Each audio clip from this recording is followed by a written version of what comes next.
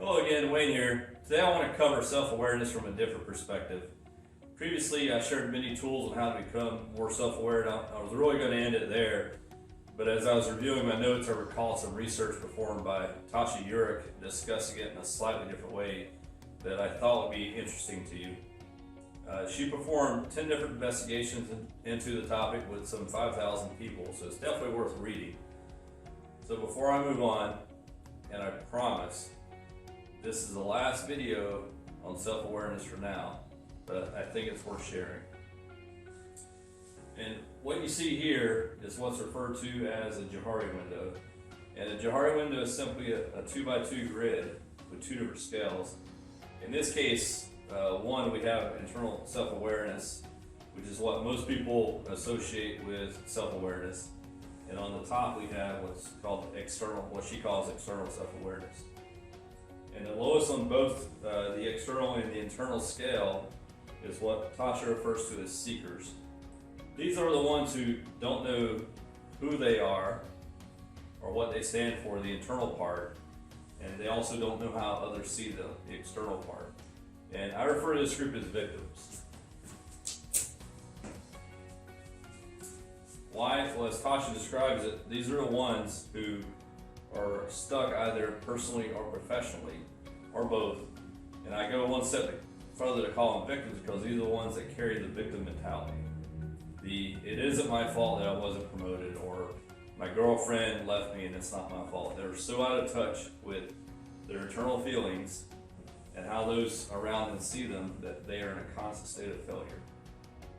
And then if you move up on the internal scale, you arrive at what Tasha refers to as the introspectors, but I call these people hermits.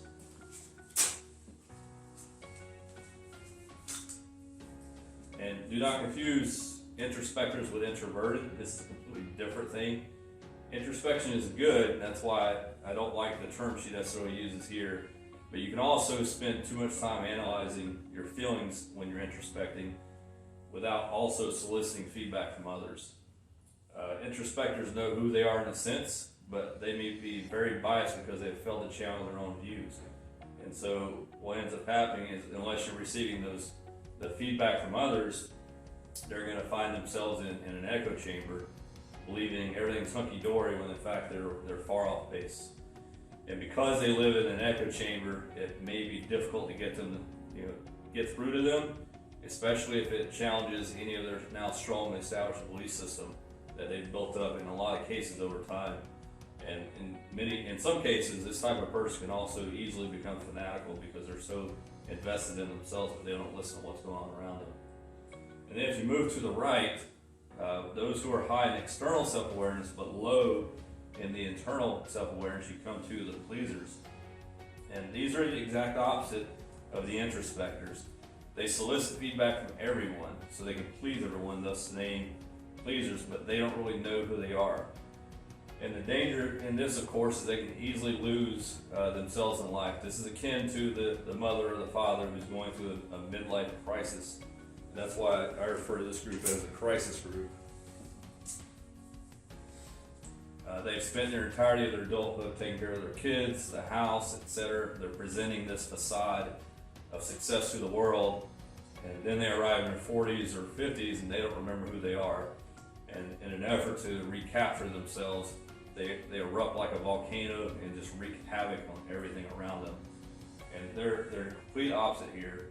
And take note of the fact that these pleasers, being the exact opposite of introspectors, they can both go pretty far in life, but eventually they're going to flatline. And then lastly, we have this last square where both internal and external self-awareness is high.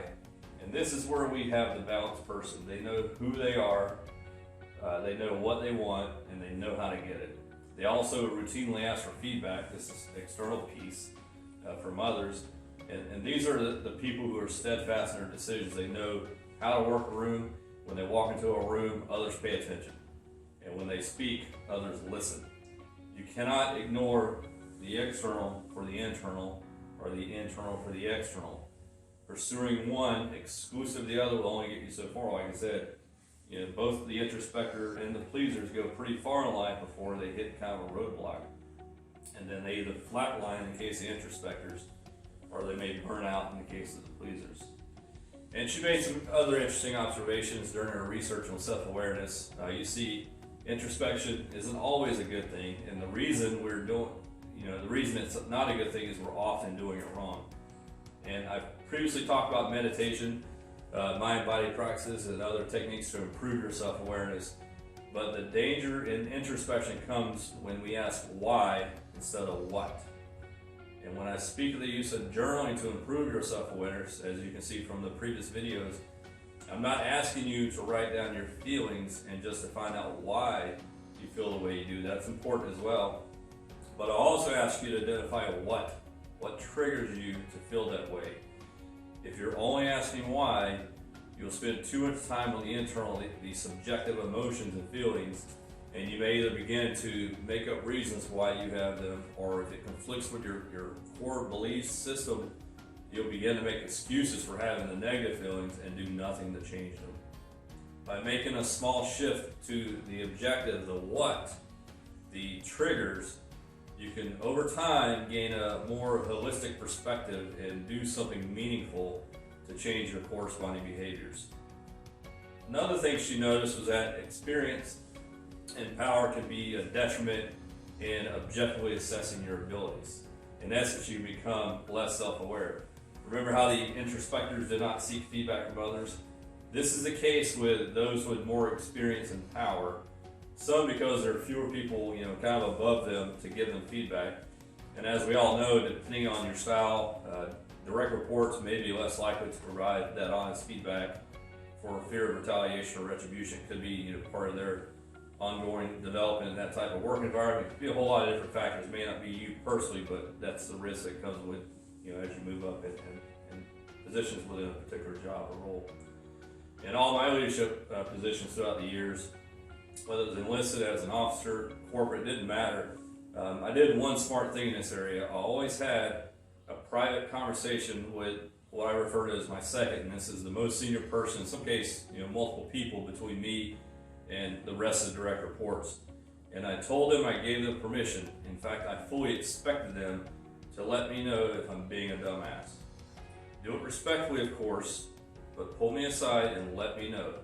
The only thing I ask in return is that if I decided to continue forward as a quote-unquote dumbass, to respect my decision and show me support for this, because there may be information that I have that I cannot share for various reasons. It could be confidentiality, it could be a lot of whole different things. But surprisingly, it's rarely happened. In the few instances it did, I almost always changed direction based on the recommendation. And not once did the other direct reports give me crap about it, because they knew I was and would always respect their opinions and be as transparent as I legally or ethically could be. This, of course, served me very well over the years. Remember, experience is not everything. Your experience, you got to keep in mind, may be constrained by many of the same repeating environmental variables. And the minute one of those variables changes, your experience means nothing. And because you may not get that same outcome because now there's a new variable introduced into the equation. And this is why you should listen to feedback. This is why this is important. Do not overestimate your own skills and ability, or you will eventually fail. When you gather feedback, you put in all those different experiences and variables.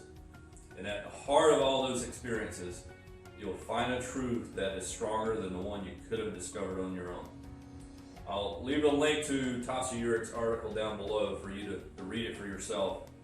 And if you haven't done so already, please hit the like button, subscribe to my channel, and hit the notification button so you stay alerted when I release new content. Until then, I hope your day gets better and better. Let's focus on making that happen sooner rather than later. Thank you.